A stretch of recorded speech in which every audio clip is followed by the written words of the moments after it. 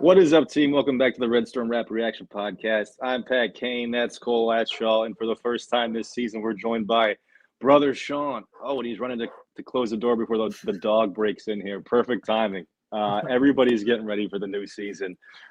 St. John's shakes off another sluggish start. Rick was none too pleased the first 2 minutes. The old 5 in, 5 out. Bench came in, settled us down, and before you knew it, St. John's was up 20 points in the first half, and 97-49 finish tells you all you need to know about them taking command late. Cole, Sean, thoughts? Was Bucknell a D2 team? Jesus, what the heck? That was a beatdown of epic proportions in the second half. My gosh. Uh, anytime you put up almost 100 points and hold your opposing team to below 50, I think you got to be happy with the defensive effort. You got to be happy with the offensive effort. I think my most important takeaway from today was Ian Jackson's performance. We were preaching patience last episode. We said, hey, we got on Kadari early in the season. Ian Jackson will figure it out. We get an awesome performance from him on the offensive end. His first 20-point game with St. John's. I think more importantly, you saw some great effort from him defensively. I was really trying to key in on him, seeing what type of defense he was playing off ball. There was a couple switches. He was battling with men down in the paint. It was great. Rick called him out in his post-game interview for his defensive effort. So thrilled to see Ian play so well. I think my favorite moment of his today was that very ill-advised 50-foot bounce pass that he tried throwing that got kicked by one of the Bucknell players. But seeing him have that type of swagger out there on the court, slapping hands with the bench when he drains threes on the corner, awesome. Really happy for Captain Jack. Obviously, As long as he doesn't get used to Rick's reaction to that being a slap in the back and a smile like that. I think usually it's going to be sit your ass here down on the bench and don't even think about getting up for the next 10 minutes. But yeah, they were laughing, which is great. Yeah. Obviously, you get tremendous performance from Dylan Mitchell, tremendous performance from Bryce Hopkins. I think there's a lot of good to be taken away from this. Your guards played really physical, and there was a lot of rebounding from Jason Sannon, Dylan Darling. Ian Jackson had, I think, 4 boards. So you got to be happy that Rick, again, calls something out, says our guards need to do a better job rebounding, and then they turn around, they internalize that critique, and they go out and they follow his lead and do it. And I think that's what you're going to need against the next game in Vegas against a team like Iowa State. So exciting, good win. On to the next one. Let's go to Vegas. Yeah, I think definitely the kind of performance that you wanted to see going into Vegas, right? For sure. Some guys like really kind of putting it together. I think my biggest takeaway was kind of the offensive versatility that this team has in general. You got to see a little bit of everything today in spurts. You got to see Zuby and Bryce kind of in like the high-low in some sets against the zone. They did an awesome job with the little dump-off passes, things like that. Zuby was kind of at the top of the key for a lot of that, and they kind of worked off each other really well. You saw Yosan Sannon kind of go off from 3 for a little bit of a stretch. So you saw some of the stuff from deep with him, and Bryce Hopkins also shot really well from 3. And then you also got to see Mitchell and Captain Jack like really get out in transition, and also slash into the basket even in the offensive set. So I think you got to see a little bit of everything, which I think definitely was refreshing and also inspiring to see going into Vegas for sure. Well, we got 2 guys here who are headed to Vegas this weekend to go cheer on our beloved St. John's Red Storm. Sean, good stuff there. I want to hear your thoughts. I haven't yet heard praise or what your first thoughts are on Dylan Mitchell in terms of how he's a game changer and a couple of those dunks tonight. Give us your breakdown. Yeah, so Cole and I were laughing off air here. We might have to help promote the new Dylan Mitchell nickname here, Demon Mitchell, in the post-game press conference. Was it Rick that called him a demon today? Unbelievable, man. I mean, his length and athleticism really kind of just jumps off the page. Unbelievable obviously in transition, multiple steals today. He's perfect in that Ripatino press. Some of the blocks that he had, including that 3-pointer, absolutely amazing. Obviously Rick having called out the guards for rebounding, that was not an issue today. They were all crashing the glass. They did an awesome job rebounding, and that press, I mean, turned Bucknell into a middle school team. I mean, it was like I couldn't I mean, it was suffocating. Swarming, yeah, suffocating. Yeah, so I'm impressed. I think Dylan Mitchell is going to be really a key cog, particularly in that defense. Yeah, and it's exciting stuff when you get those guys putting stuff together offensively. We know the defense is there, so. And obviously, like a great kid being named one of the captains now this week. To Sean's point, like length, him getting in the passing lane, getting 4 steals today, awesome. He's also a quote machine, which I absolutely love. Had a great post-game quote and talking about the physicality from the guards. Started with the guards, especially rebounding, going against Iowa State, a tough team. It's good to see physical play. We have to keep that mindset. So love it. They're focused on Iowa State. No time celebrating a 50-point beatdown on a team like this. Like, let's focus on the next game. Quote machine demon. You guys dropping a nickname early. I got one for you here. How about Ruben Trey?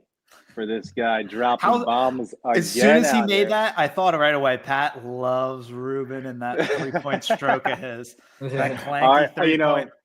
I don't want him to get, too trigger happy at all, but 1 or 2 feet set. If they're giving him space, let it fly.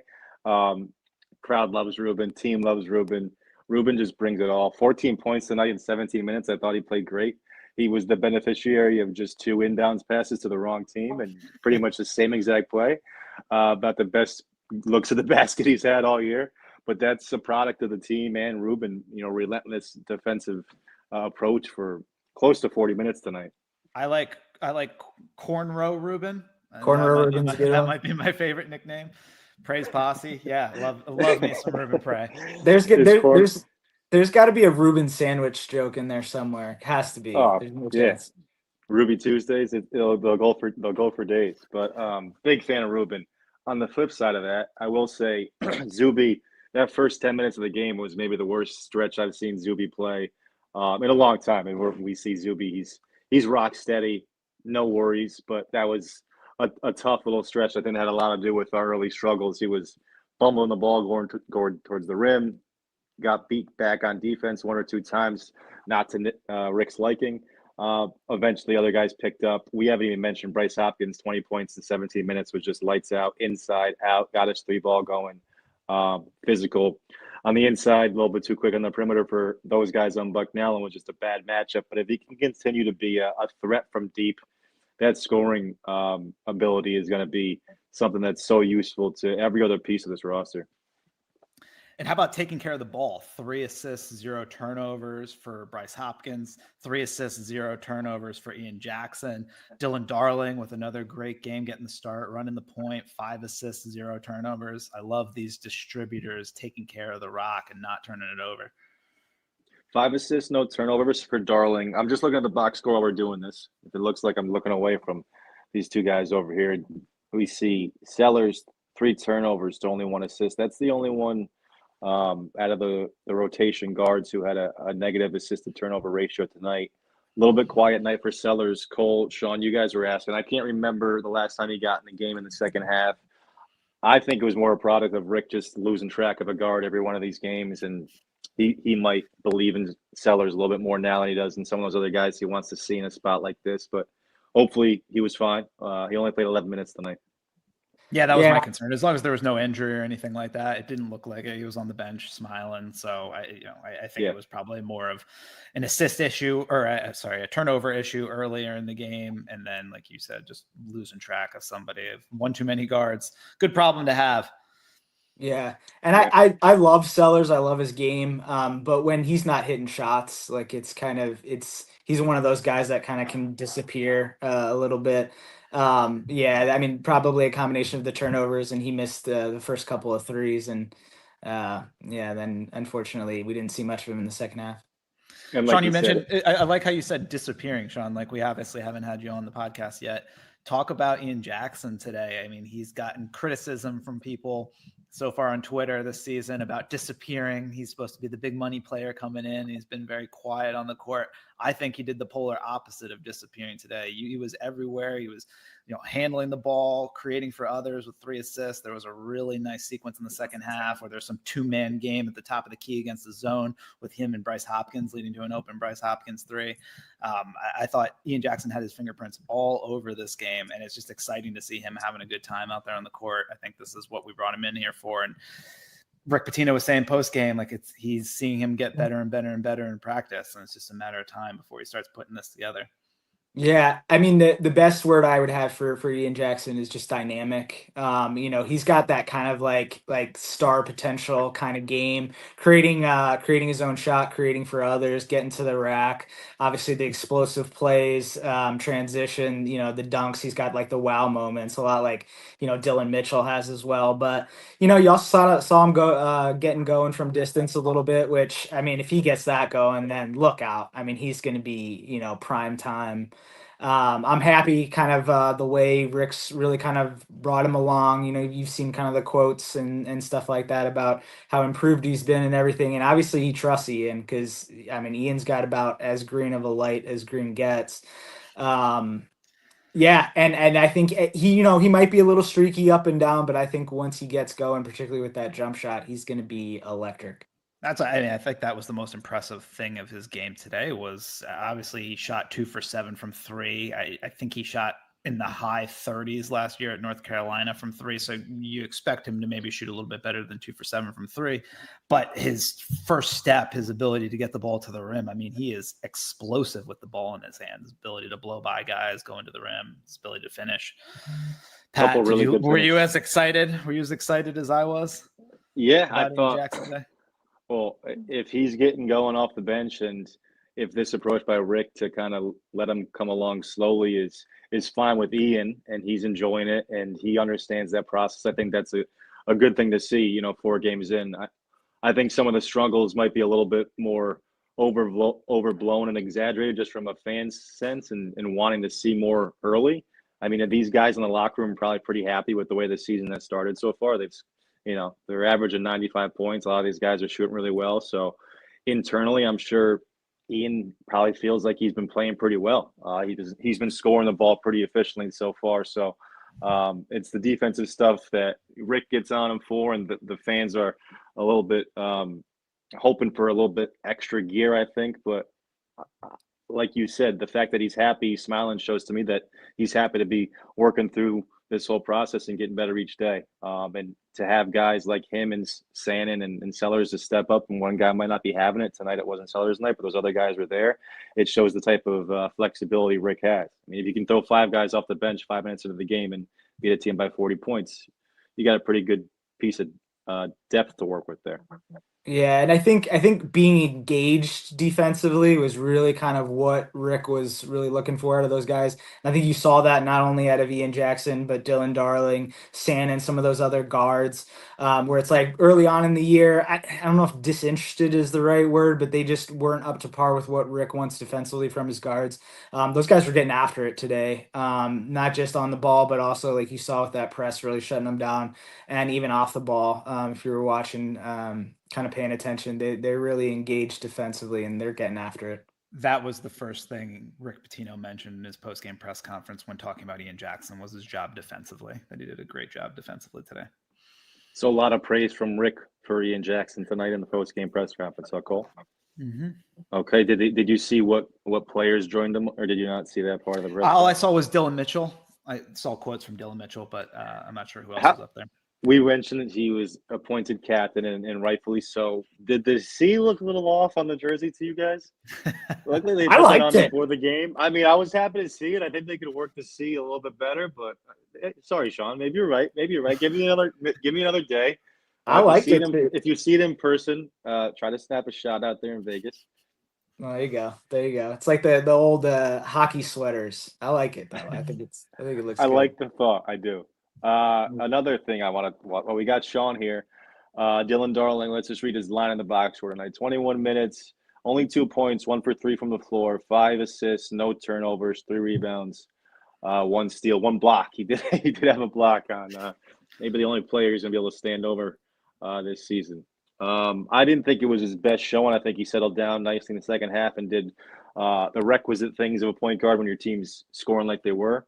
But I think that first half, he left a lot out there. He certainly wasn't the solution to that starting five's early woes. But I'm still a big believer in Darling. I think he gets a little undersold with his quickness and his athletic ability. Not that he is an Olympic standout by any measure. And I do think he's got some physical limitations that are obvious that will, force St. John's hand and perhaps his hand in some scenarios. But I think St. John's has to be willing to play a little bit different if you're going to have him be your starting point guard, because it's a tough task when you got all these other athletes who can switch screens, and then you get to a point where it's Darling versus screen, and it's not the same read or the coverage because Darling can't switch a screen the same way Sandin or Sellers or Jackson can. But anyway, I'm rambling about the potential shortcomings of a 6-foot guard who I'm high on, by the way, who I think definitely can be our starting point guard. But your thoughts on Darling, Sean? Yeah, I think one of the most underrated qualities for a point guard, particularly at this high of a level, is being able to affect the game when you're not scoring. And that's kind of what I liked about his game today. I mean, he really kind of crashed the boards offensively and defensively. That was very apparent. Obviously, Rick had kind of mentioned that leading up to this game. I think he did a great job of that. Defensively, I guess, I mean, if I were to be concerned about anything with Dylan, would be kind of the lateral foot speed, particularly once we start getting into Big East where we have kind of the bigger, quicker guards.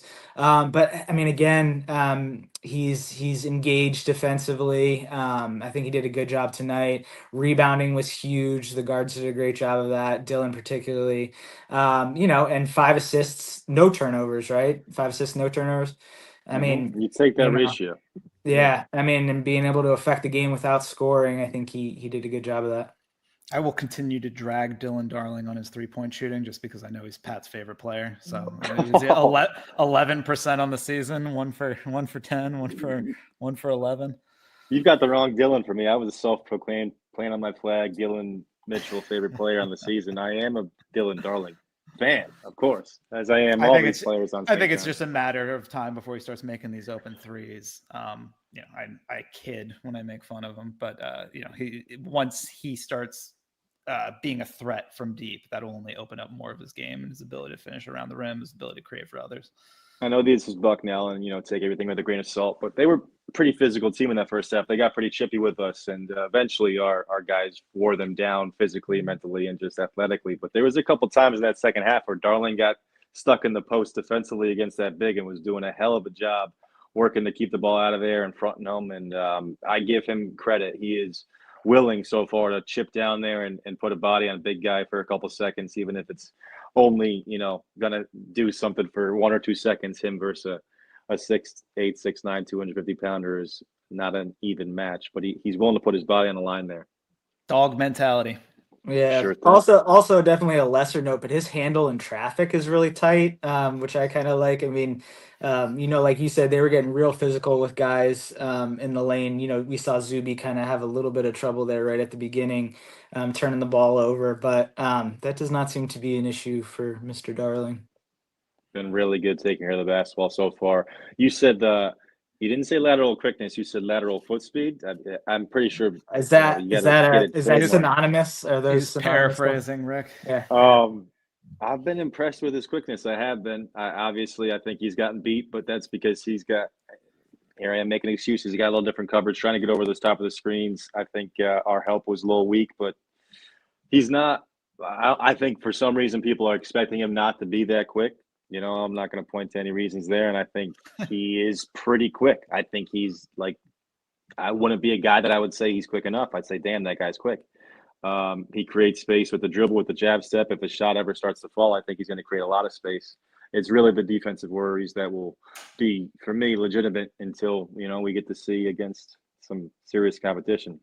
In person too. I want to see a picture of you guys standing next to him. Maybe we can get a real height call over there. I'm 6 foot, so if he's coming up right around here, we know it's legit.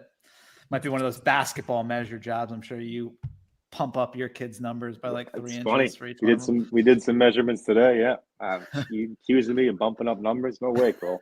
How about we talk quick about lefty or You can talk lefty who had a pretty decent showing, although looking at the shooting numbers, only 1 for 4 from the field. Has anyone had more soft rollout misses on threes than lefty? Come on, just get in the hole, damn. But 1 for 2, 4 for 4 from the free throw line. Definitely more aggressive than he has been in the past. 15 minutes. Thoughts on him or Odie off the bench? Love Odie. I love me. So I'm immediately going to glaze over that leftist Leotopoulos glazing that Pat was doing, but Wow, glaze for glaze. love me some Kelvin Odie. This has got to be a box score. You're gonna What about keep going. Hold on. And you know what? We missed. Cole, one second. So Kelvin Ollie in this box score says 1 rebound. For the life of me. That's why if you wouldn't have cut me off, I was going to say. First off, I think we ignored it. We missed it last time, but I think he had 6 rebounds in 7 minutes last game. So leading the team in rebounding despite only playing 7 minutes in the last game against William and Mary. I thought he had even looked better on the court than only that 1 rebound in 7 minutes today. But the box out that he had on what was one of their bigs, the ball was trickling out of bounds, Sean, and he boxed him out, and the kid looks back like, what was that? What's going on? Hold on a second. Sean, are you hearing Cole fine? Is everyone hearing me fine? Yeah, I'm hearing him fine. Okay. I'm having some audio issues. Maybe this will come out all right on the recording here. I was hearing some Alvin the Chipmunk stuff. Big time. 1 sec. Shawnee, what did you think about Kelvin Odie and Lefty? Physically impressive. Really, he looks like a 5th-year senior out there. It's amazing that he's a freshman. And he's moving guys around. I mean, he's like the old offensive lineman moving guys. He's making an impact there. Obviously, I think when he first got out there, he was probably pressing a little bit. He had a turnover, I think. Freshman stuff. My God! I mean, it'll slow down for him, but physically, he's ready. And I'm excited to see maybe late in the year you start looking, how Rick has done with some of our freshmen. Time to time, you start seeing them get a little bit more burn late in the year. I'm excited to see what kind of impact he can have, because I think physically he's about as prepared as we've seen from freshmen in a long time. I've been kind of interested in Rick's affinity for Casper Poto already. Every time he's in the game, I'm kind of trying to key on him defensively. He seems to give max effort defensively. I'm sure that's why Rick has fallen in love with him so fast. He does a pretty good job handling the ball, turning over. I say that as he almost turned the ball over there at the end of the game, getting stolen from behind. But I was pretty impressed. He had a really nice finish in traffic today. What have you seen from Casper? Scrappy. Word. Which I think goes to what you're saying about Rick really liking him. I mean, I don't know how much to read into, the amount of minutes he's getting early on in the season. We know Rick is still, and admittedly so, is still kind of figuring out where his minutes are going to be doled out. But I mean, that's probably kind of what Rick's latching onto with him. Real scrappy, aggressive defensively, gives you good effort. What you're going to get out of him. And I mean, presumably, are we saying he's like the 2nd or 3rd point guard, or providing a little bit of depth there? I mean, I appreciate the effort out of him, and we'll see going forward if he's in the rotation. Yeah, it looks like Rick was definitely coaching him late into that game. Wasn't let him get off the hook for any mistakes. And they were still playing. Kudos to them, up 40 plus, and they're still playing great defense at the end of that game. Yeah, and still looking for those deep outlets. I know the announcers. Made a comment on it, but I think Kevin Love outlet passes. Yeah, up 40 and pressing. Yeah, it was something to behold. But I mean, Rick eventually called off the dogs, but I gotta say, this is either gonna be great or hilarious, guys. You guys sound like Alvin the Chipmunks to me right now. Maybe it sounds great to all the other listeners. We're gonna have to figure out if the studio is gonna get my recording or your guys. But at the risk of it not being great, we're going to cut this one at this point. We'll see these guys out in Vegas, Sean and Cole. Let's wish them a safe travel. St. John's will face Iowa State and Baylor, and then 3rd team to be determined. But these guys will be out there all these games. Thoughts quick before we get out of here?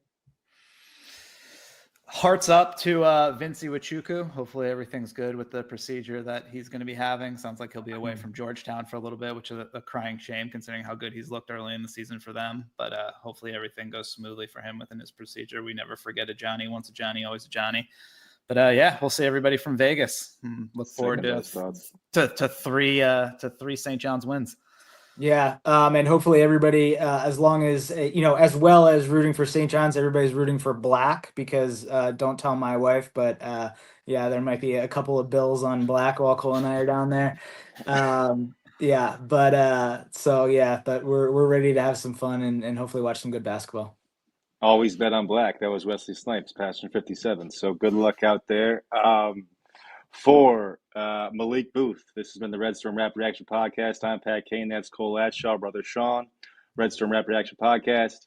Peace.